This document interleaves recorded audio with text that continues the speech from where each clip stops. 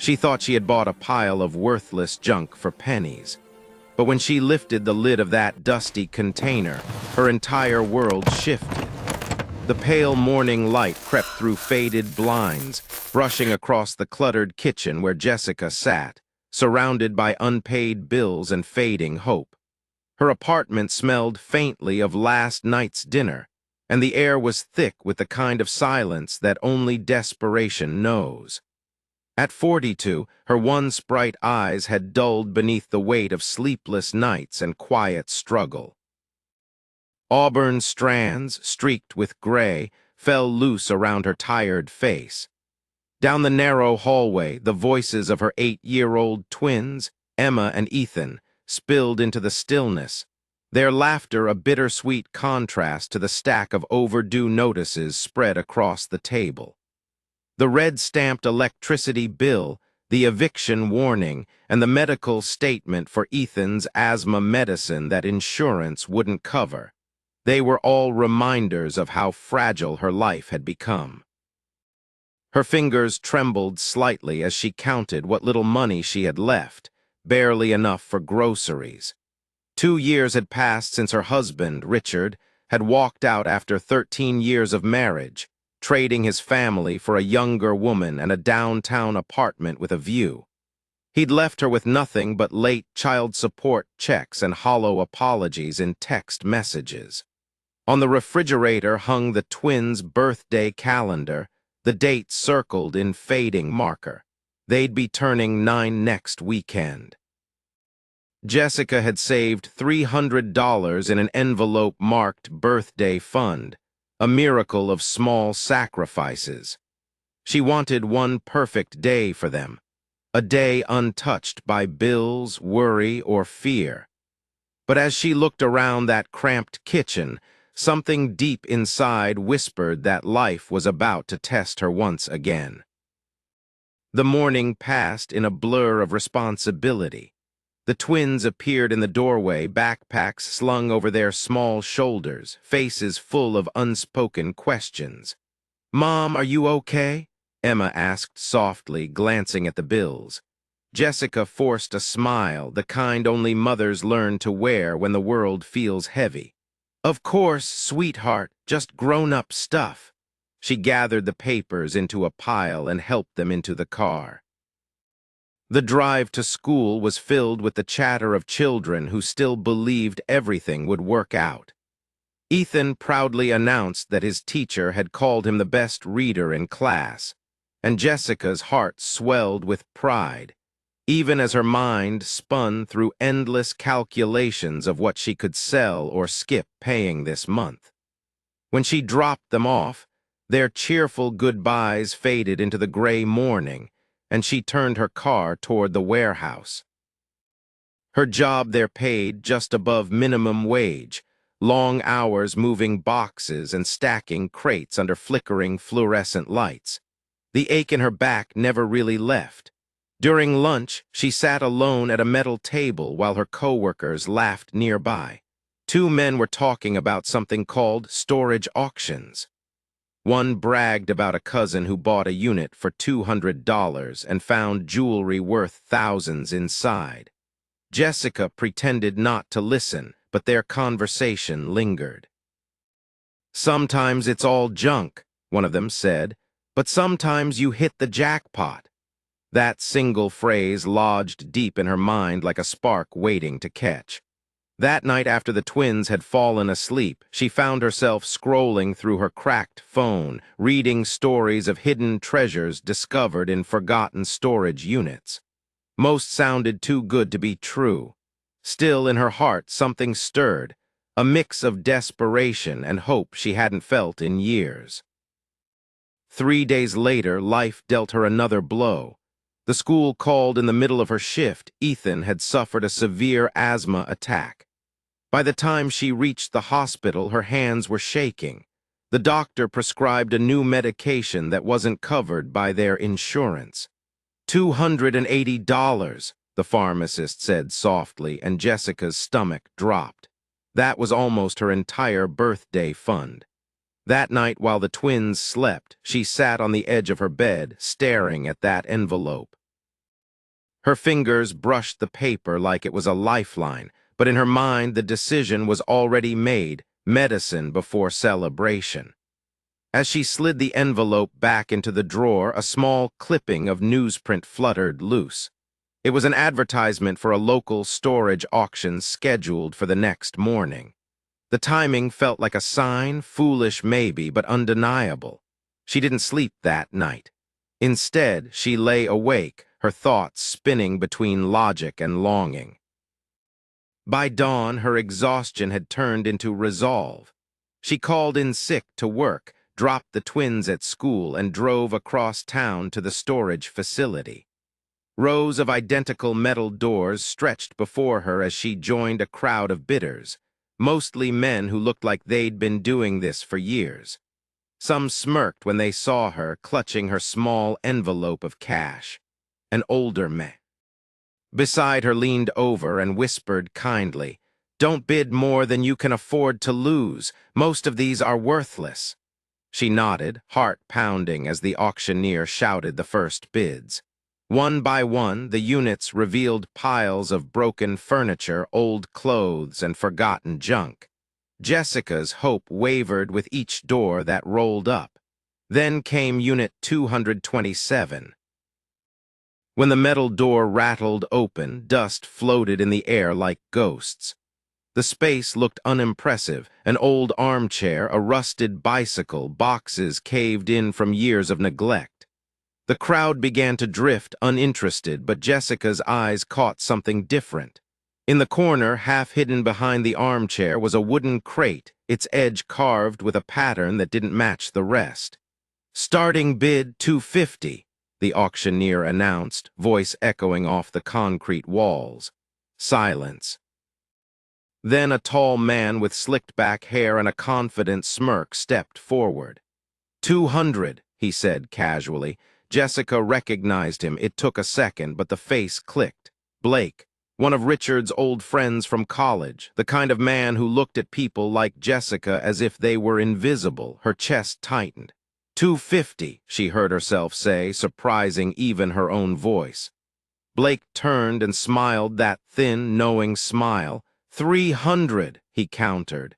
Jessica hesitated. That was all the money she had, all of it, but something in her instinct, desperation, faith pushed her forward. "301, she said firmly. A ripple of laughter moved through the crowd. The auctioneer raised an eyebrow. "Sold," he called, hammer dropping. Jessica handed over the cash, her hands trembling as she received the small brass key. Blake leaned in as she turned to leave. "Interesting choice," he murmured. "Richard mentioned his ex-wife was struggling. Guess he was right."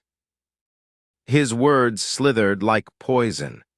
Jessica said nothing, but the chill in her veins told her one thing: whatever she'd just bought, it wasn't over yet. That afternoon, Jessica picked up the twins and drove straight back to the storage facility. She couldn't wait.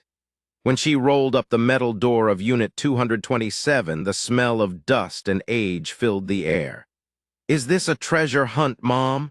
Emma asked, eyes wide with excitement. Jessica smiled faintly.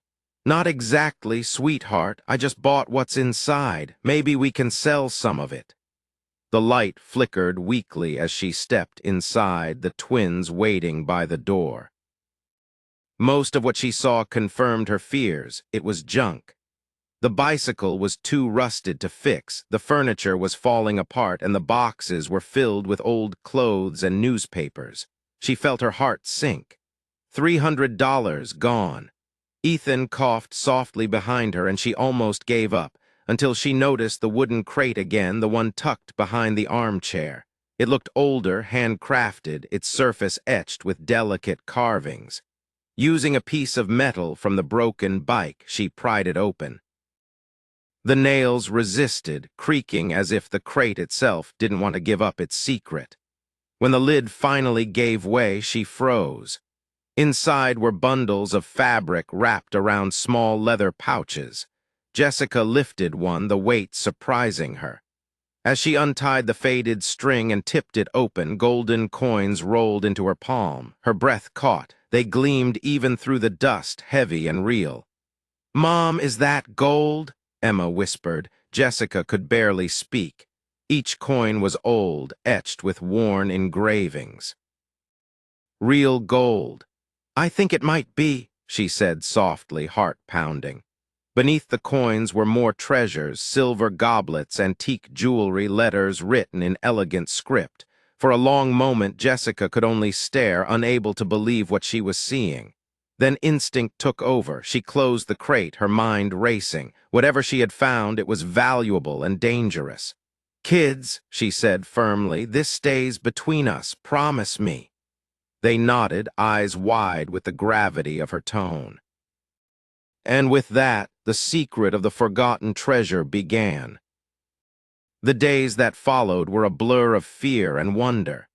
Each night after the twins fell asleep, Jessica researched the items by the glow of her old laptop. The coins appeared to be authentic American gold eagles from the 1800s, each worth thousands. The silver pieces, paintings, and rare books were priceless relics of another era. Quietly, she began moving the items from the storage unit to her apartment, hiding them in suitcases, closets, and toy boxes. The most valuable pieces she concealed in a hollowed-out children's book on a high shelf. By her rough calculations, the collection could be worth nearly $750,000, more money than she could ever imagine. But with every discovery came unease. These weren't just things. They were part of someone's life, someone's legacy.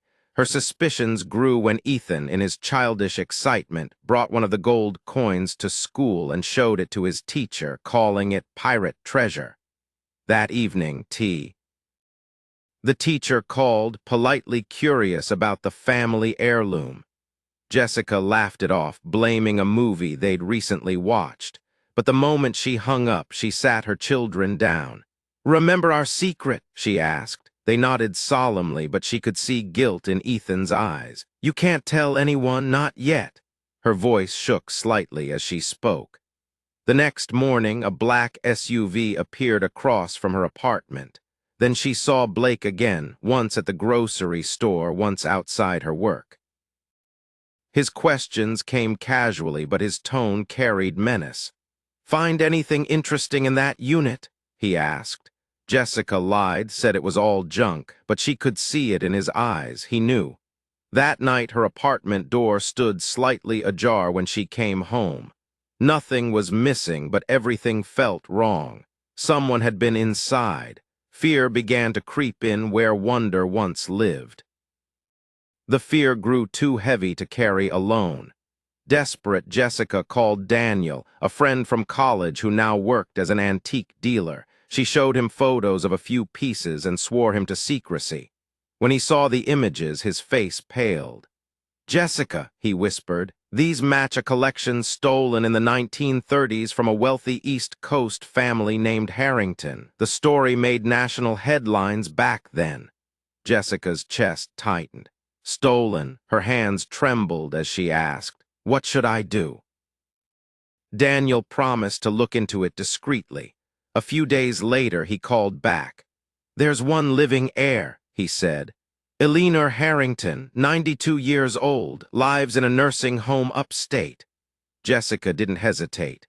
She packed a small case with some of the letters and photos from the crates, loaded the twins into the car, and drove 2 hours north. The care home sat among rolling hills, the afternoon light warm and soft as they arrived. Inside, they met Eleanor, a frail woman with silver hair and eyes still sharp with memory. Jessica introduced herself gently and showed her the photographs. The old woman's hands trembled as she took them.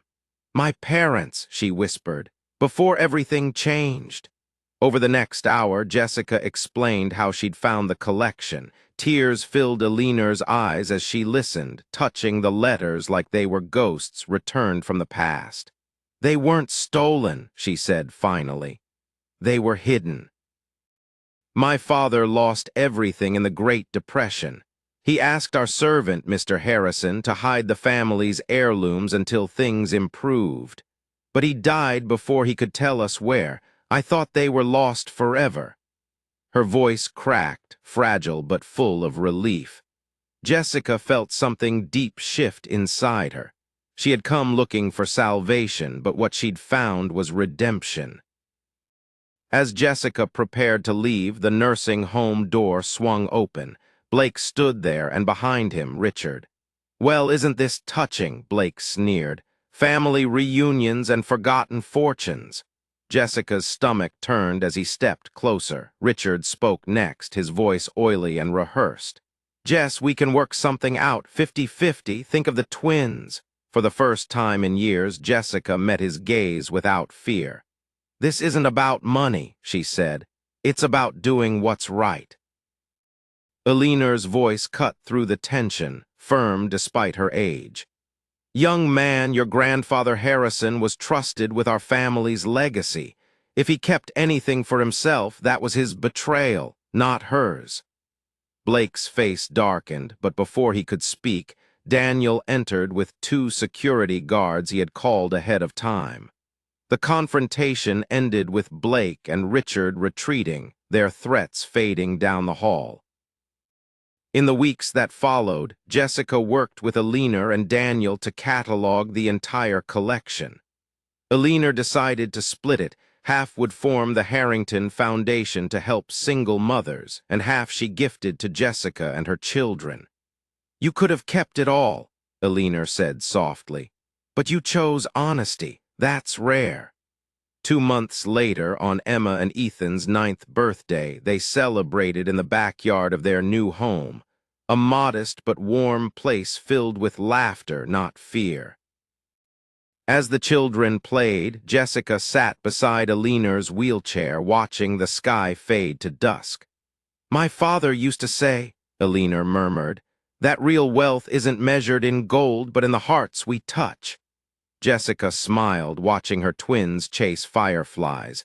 The true treasure had never been the gold. It was the courage, kindness, and connection that had brought lost souls together again. And as the night deepened, she finally understood. Sometimes the greatest fortune is simply doing what's right. If this story touched your heart, don't forget to hit that like button.